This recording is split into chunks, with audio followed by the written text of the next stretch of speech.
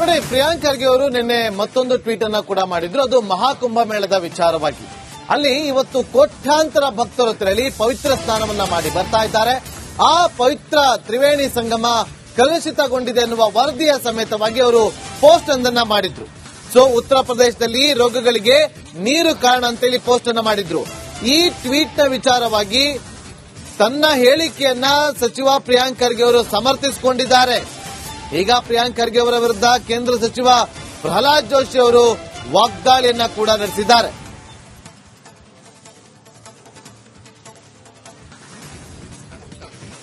ಕೇಂದ್ರ ಸರ್ಕಾರದ ಸಂಸ್ಥೆಗಳೇನಂತ ಇದೆ ಅಂತ ಬಹಳ ಸ್ಪಷ್ಟವಾಗಿ ಕೇಂದ್ರ ಸರ್ಕಾರದ ಪೊಲ್ಯೂಷನ್ ಬೋರ್ಡ್ಗಳಿರ್ಬೋದು, ಬೇರೆ ಸಂಸ್ಥೆಗಳಿರ್ಬೋದು, ಮತ್ತೆ ಉತ್ತರ ಪ್ರದೇಶಿನ ಸಂಸ್ಥೆಗಳಿರ್ಬೋದು, ಏನ್ ಹೇಳಿದ್ರು, 12% ನಲ್ಲಿ ಏನು ರೋಗಗಳು ಉತ್ತರ ಪ್ರದೇಶನಲ್ಲಿ ಆಗುತ್ತೆ, ಅದಕ್ಕೆ ಅದರ ಮೂಲ ಗಂಗಾ ನದಿಯ ಕಲುಷಿತ ನೀರು ಅಂದ್ಬಿಟ್ಟು.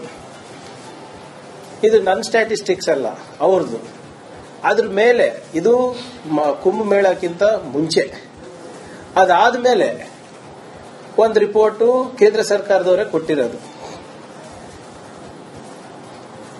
ಯಾವ ರೀತಿ ನೀರು ಮಾಲಿನ್ಯ ಆಗಿದೆ. ಹಿಂದಿನೂ ಹೇಳಿದ್ದೆ, ಕನಿಷ್ಠ ಪಕ್ಷ ಈ ಪ್ರಿಯಾಂಕಾ ಖರ್ಗೆ ಅವ್ರ ತಂದೆಯನ್ನಾದ್ರೂ ಸ್ವಲ್ಪ ನೋಡಿ ಕಲಿಬೇಕು. ಅವರು ಇಷ್ಟು ಚಿಲ್ಲರೆಯಾಗಿ ಮಾತಾಡೋದಿಲ್ಲ. ಅವರು ಇತ್ತೀಚೆಗೆ ಸ್ವಲ್ಪ ರಾಹುಲ್ ಗಾಂಧಿ ಪ್ರಭಾವದಿಂದ ಸ್ವಲ್ಪ ಏನೇನೋ ಮಾತಾಡ್ತಿರ್ತಾರೆ. ಆದರೂ ತೀರಾ ಕ್ಷುಲ್ಲಕವಾಗಿ ಮಾತನಾಡುವಂತಹ ಒಂದು ಪ್ರವೃತ್ತಿ ಬೆಳೆಸಿಕೊಂಡು ಜನರನ್ನ ಅಪಮಾನಿಸುವಂತಹದ್ದು ಇದು ಸರಿಯಲ್ಲ. ಎರಡನೇದಾಗಿ ನಾನು ನಿನ್ನೆನೋ ಆಲ್ರೆಡಿ ರಿಯಾಕ್ಟ್ ಮಾಡಿದ್ದೇನೆ. ಇವತ್ತು ನೀವು ಮತ್ತೊಮ್ಮೆ ಕೇಳ್ತಾ ಇದ್ದೀರಿ ಅಂತ ರಿಯಾಕ್ಟ್ ಮಾಡ್ತಾ ಇದ್ದೇನೆ. ಬೆಳಗಾವಿಯಲ್ಲಿ ನಡೆದಂತಹ ಘಟನೆ, ಕಂಡಕ್ಟರ್ ಮೇಲೆ ನಡೆದಂತಹ ಹಲ್ಲೆ, ಇದು ಯಾವ ಕಾರಣ? ಇನ್ನು ಪ್ರಿಯಾಂಕ್ ಖರ್ಗೆ ಅವರ ಹೇಳಿಕೆ ಇಷ್ಟಕ್ಕೆ ಮುಗಿಯೋದಿಲ್ಲ.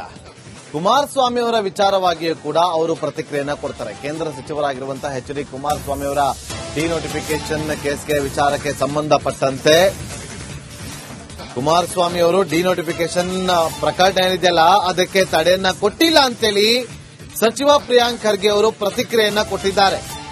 ಈ ಬಗ್ಗೆ ಪ್ರಧಾನಿ ನರೇಂದ್ರ ಮೋದಿ ಅವರು ಮಾತಾಡ್ಲಿ, ಮೂಡಾ ಬಗ್ಗೆ ಪ್ರಧಾನಿ ಅವರು ಮಾತಾಡ್ತಾರೆ, ಆದ್ರೆ ಈ ಬಗ್ಗೆ ಬಿಜೆಪಿಯವರು ಹೋರಾಟವನ್ನ ಮಾಡ್ತಾರಾ ಅಂತೇಳಿ ಪ್ರಶ್ನೆಯನ್ನ ಮಾಡಿದ್ದಾರೆ. ಬೆಂಗಳೂರಲ್ಲಿ ಈ ಬಗ್ಗೆ ಮಾತಾಡಿದ್ದಾರೆ ಸಚಿವ ಪ್ರಿಯಾಂಕ್ ಖರ್ಗೆ ಅವರು. ಕೇಳಿ. ಬಿಜೆಪಿ ಅವರು ನಿನ್ನೆ ಸುಪ್ರೀಂ ಕೋರ್ಟ್ ನಲ್ಲಿ ಆದಂತ ಆದೇಶ ಏನಿದೆ ಕುಮಾರಸ್ವಾಮಿ ಅವರ ಬಗ್ಗೆ, ಅದ್ರ ಬಗ್ಗೆ ಏನ್ ಕಾಮೆಂಟ್ ಇದೆ ಅವ್ರದ್ದು? ನಾ ಖಾವುಂಗ ನಾ ಖಾನೆ ದುಂಗ ಅಂತ ಏನು ನಮ್ಮ ಪ್ರಧಾನಮಂತ್ರಿಯವರ ಘೋಷಣೆ ಇತ್ತು, ಈಗ ಅವರ ಸಂಪುಟದಲ್ಲೇ ಹೀಗೆ ನಡೀತಾ ಇದೆ. ಸುಪ್ರೀಂ ಕೋರ್ಟ್ ಅವರು ಬಹಳ ಸ್ಪಷ್ಟವಾಗಿ ಹೇಳಿದ್ದಾರೆ, ನಿಮ್ಮ ಅವಾಗ ಕುಮಾರಸ್ವಾಮಿ ಅವರು ಆಫೀಸ್ ಆಫ್ ಚೀಫ್ ಮಿನಿಸ್ಟರ್ ಇದ್ದಾಗ ಅವರ ಆಫೀಸನ್ನ ದುರುಪಯೋಗ ಮಾಡ್ಕೊಂಡು ಅವರ ಲಾಭಕ್ಕೆ ಅವರು ಕುರ್ಚಿಯನ್ನ ಉಪಯೋಗ ಮಾಡ್ಕೊಂಡಿದ್ದಾರೆ ಅಂತ ಹೇಳಿದೆ. ಈಗ ಅದು ಇನ್ವೆಸ್ಟಿಗೇಷನ್ ಆಗಬೇಕು, ನಾವು ಇದಕ್ಕೆ ತಡೆಯಾಜ್ಞೆ ಕೊಡೋಕ್ಕಾಗಲ್ಲ ಅಂತ ಹೇಳ್ತಾರೆ. ಸೊ ಮೊನ್ನೆ ಮೂಡಾ ಪ್ರಕರಣದಲ್ಲಿ ನೋಡಿ, ಪ್ರಿಯಾಂಕ್ ಖರ್ಗೆ ಅವರು ನಿನ್ನೆ ಮತ್ತೊಂದು ಟ್ವೀಟ್ ಅನ್ನ ಕೂಡ ಮಾಡಿದ್ರು. ಅದು ಮಹಾಕುಂಭ ಮೇಳದ ವಿಚಾರವಾಗಿ. ಅಲ್ಲಿ ಇವತ್ತು ಕೋಟ್ಯಾಂತರ ಭಕ್ತರು ತೆರಳಿ ಪವಿತ್ರ ಸ್ನಾನವನ್ನ ಮಾಡಿ ಬರ್ತಾ ಇದ್ದಾರೆ. ಆ ಪವಿತ್ರ ತ್ರಿವೇಣಿ ಸಂಗಮ ಕಲುಷಿತಗೊಂಡಿದೆ ಎನ್ನುವ ವರದಿಯ ಸಮೇತವಾಗಿ ಅವರು ಪೋಸ್ಟ್ ಒಂದನ್ನ ಮಾಡಿದ್ರು. ಸೊ ಉತ್ತರ ಪ್ರದೇಶದಲ್ಲಿ ರೋಗಗಳಿಗೆ ನೀರು ಕಾರಣ ಅಂತೇಳಿ ಪೋಸ್ಟ್ ಅನ್ನ ಮಾಡಿದ್ರು. ಈ ಟ್ವೀಟ್ ನ ವಿಚಾರವಾಗಿ ತನ್ನ ಹೇಳಿಕೆಯನ್ನ ಸಚಿವ ಪ್ರಿಯಾಂಕ್ ಖರ್ಗೆ ಅವರು ಸಮರ್ಥಿಸಿಕೊಂಡಿದ್ದಾರೆ. ಈಗ ಪ್ರಿಯಾಂಕ್ ಖರ್ಗೆ ಅವರ ವಿರುದ್ಧ ಕೇಂದ್ರ ಸಚಿವ ಪ್ರಹ್ಲಾದ್ ಜೋಶಿ ಅವರು ವಾಗ್ದಾಳಿಯನ್ನ ಕೂಡ ನಡೆಸಿದ್ದಾರೆ.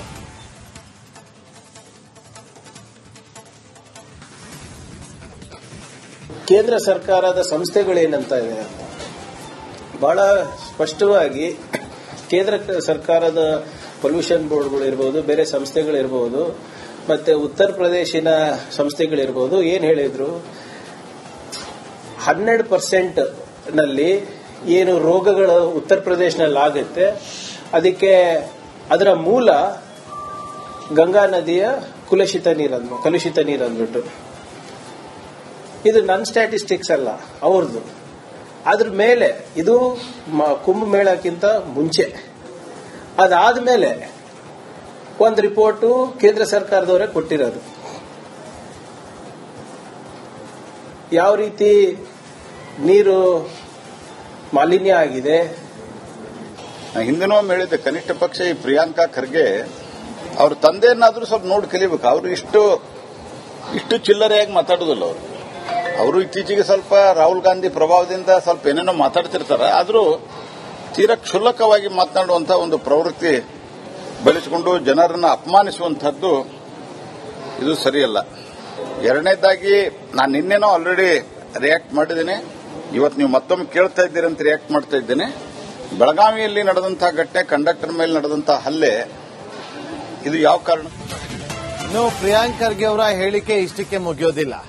ಕುಮಾರಸ್ವಾಮಿ ಅವರ ವಿಚಾರವಾಗಿಯೂ ಕೂಡ ಅವರು ಪ್ರತಿಕ್ರಿಯೆಯನ್ನ ಕೊಡ್ತಾರೆ. ಕೇಂದ್ರ ಸಚಿವರಾಗಿರುವಂತಹ ಎಚ್.ಡಿ. ಕುಮಾರಸ್ವಾಮಿ ಅವರ ಡಿನೋಟಿಫಿಕೇಶನ್ ಕೇಸ್ಗೆ ವಿಚಾರಕ್ಕೆ ಸಂಬಂಧಪಟ್ಟಂತೆ ಕುಮಾರಸ್ವಾಮಿ ಅವರು ಡಿನೋಟಿಫಿಕೇಶನ್ ಪ್ರಕರಣ ಏನಿದೆಯಲ್ಲ ಅದಕ್ಕೆ ತಡೆಯನ್ನ ಕೊಟ್ಟಿಲ್ಲ ಅಂತೇಳಿ ಸಚಿವ ಪ್ರಿಯಾಂಕ್ ಖರ್ಗೆ ಅವರು ಪ್ರತಿಕ್ರಿಯೆಯನ್ನ ಕೊಟ್ಟಿದ್ದಾರೆ.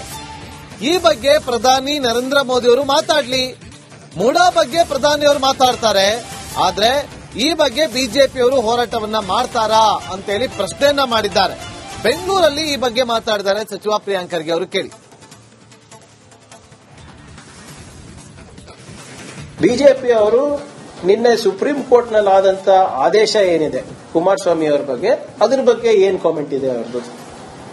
ನಾ ಖಾವುಂಗ ನಾ ಖಾನೆ ದುಂಗಾ ಅಂತ ಏನು ನಮ್ಮ ಪ್ರಧಾನಮಂತ್ರಿಯವರ ಘೋಷಣೆ ಇತ್ತು, ಈಗ ಅವರ ಸಂಪುಟದಲ್ಲೇ ಹೀಗೆ ನಡೀತಾ ಇದೆ. ಸುಪ್ರೀಂ ಕೋರ್ಟ್ ಅವರು ಬಹಳ ಸ್ಪಷ್ಟವಾಗಿ ಹೇಳಿದ್ದಾರೆ, ನಿಮ್ಮ ಅವಾಗ ಕುಮಾರಸ್ವಾಮಿ ಅವರು ಆಫೀಸ್ ಆಫ್ ಚೀಫ್ ಮಿನಿಸ್ಟರ್ ಇದ್ದಾಗ ಅವರ ಆಫೀಸನ್ನ ದುರುಪಯೋಗ ಮಾಡಿಕೊಂಡು ಅವರ ಲಾಭಕ್ಕೆ ಅವರು ಕುರ್ಚಿಯನ್ನ ಉಪಯೋಗ ಮಾಡ್ಕೊಂಡಿದ್ದಾರೆ ಅಂತ ಹೇಳಿದೆ. ಈಗ ಅದು ಇನ್ವೆಸ್ಟಿಗೇಷನ್ ಆಗಬೇಕು, ನಾವು ಇದಕ್ಕೆ ತಡೆ ಆಜ್ಞೆ ಕೊಡಕ್ಕಾಗಲ್ಲ ಅಂತ ಹೇಳ್ತಾರೆ. ಸೊ ಮೊನ್ನೆ ಮೂಡಾ ಪ್ರಕರಣದಲ್ಲಿ ನೋಡಿ, ಪ್ರಿಯಾಂಕ್ ಖರ್ಗೆ ಅವರು ನಿನ್ನೆ ಮತ್ತೊಂದು ಟ್ವೀಟ್ ಅನ್ನ ಕೂಡ ಮಾಡಿದ್ರು. ಅದು ಮಹಾಕುಂಭ ಮೇಳದ ವಿಚಾರವಾಗಿ. ಅಲ್ಲಿ ಇವತ್ತು ಕೋಟ್ಯಾಂತರ ಭಕ್ತರು ತೆರಳಿ ಪವಿತ್ರ ಸ್ನಾನವನ್ನ ಮಾಡಿ ಬರ್ತಾ ಇದ್ದಾರೆ. ಆ ಪವಿತ್ರ ತ್ರಿವೇಣಿ ಸಂಗಮ ಕಲುಷಿತಗೊಂಡಿದೆ ಎನ್ನುವ ವರದಿಯ ಸಮೇತವಾಗಿ ಅವರು ಪೋಸ್ಟ್ ಒಂದನ್ನ ಮಾಡಿದ್ರು. ಸೊ ಉತ್ತರ ಪ್ರದೇಶದಲ್ಲಿ ರೋಗಗಳಿಗೆ ನೀರು ಕಾರಣ ಅಂತೇಳಿ ಪೋಸ್ಟ್ ಅನ್ನ ಮಾಡಿದ್ರು. ಈ ಟ್ವೀಟ್ ನ ವಿಚಾರವಾಗಿ ತನ್ನ ಹೇಳಿಕೆಯನ್ನ ಸಚಿವ ಪ್ರಿಯಾಂಕ್ ಖರ್ಗೆ ಅವರು ಸಮರ್ಥಿಸಿಕೊಂಡಿದ್ದಾರೆ. ಈಗ ಪ್ರಿಯಾಂಕ್ ಖರ್ಗೆ ಅವರ ವಿರುದ್ಧ ಕೇಂದ್ರ ಸಚಿವ ಪ್ರಹ್ಲಾದ್ ಜೋಶಿ ಅವರು ವಾಗ್ದಾಳಿಯನ್ನ ಕೂಡ ನಡೆಸಿದ್ದಾರೆ.